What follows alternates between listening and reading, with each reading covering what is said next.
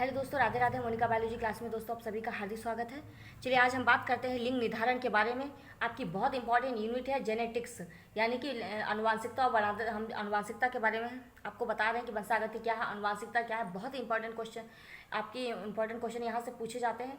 आपकी सबसे ज़्यादा जो क्वेश्चन आते हैं, सबसे ज़्यादा जो इम्पोर्टेंट यूनिट है जहाँ से सबसे ज़्यादा क्वेश्चन पूछे जाते हैं वो यही यूनिट है आपकी। यहाँ से बहुत ज़्यादा क्वेश्चन आते हैं। लॉन्ग क्वेश्चन तो 100% यहाँ से होता है। शॉर्ट में भी 3 नंबर में क्वेश्चन बहुत ज़्यादा पूछे जाते हैं। यहाँ से आपका ऑब्जेक्टिव क्वेश्चन भी बहुत ज़्यादा बनता है। ठीक है, तो सबसे पहले आज हम बात करेंगे।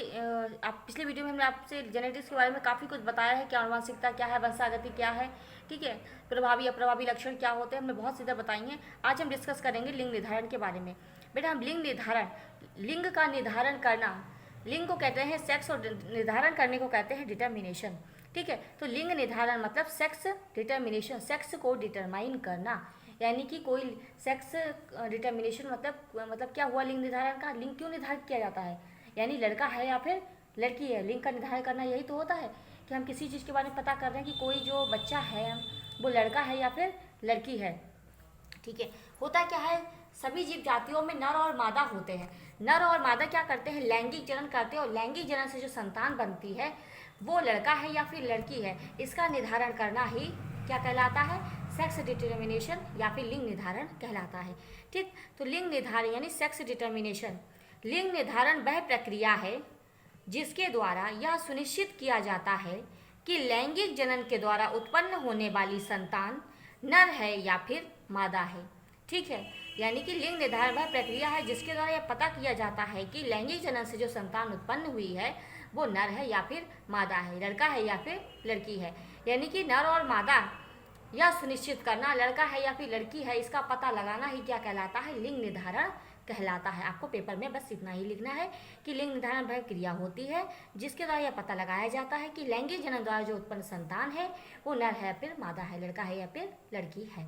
मान लो कि मनुष्य में क्या होता है, आपने सुना होगा यक्स यक्स और एक्स वाई।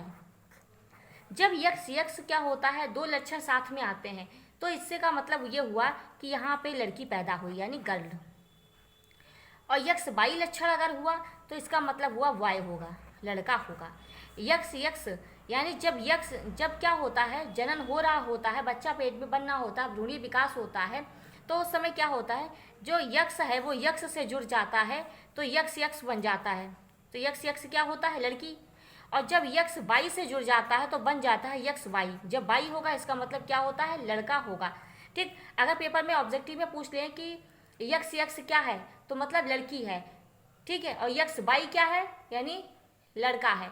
ठीक है, अगर पूछ लें कि लड़की का गुणसूत्र क्या होता है, यक्स यक्स, और लड़के का गुणसूत्र क्या होता है, यक्स वाई, वाई मतलब लड़का। ठीक है, तो आपको यही लिखना है, लिंग निर्धारण वह क्रिया है जिसके द्वारा यह सुनिश्चित किया जाता है कि लैंगिक जनन द्वारा उत्पन्न होने वाली संतान कैसी है, नर है या फिर मादा है।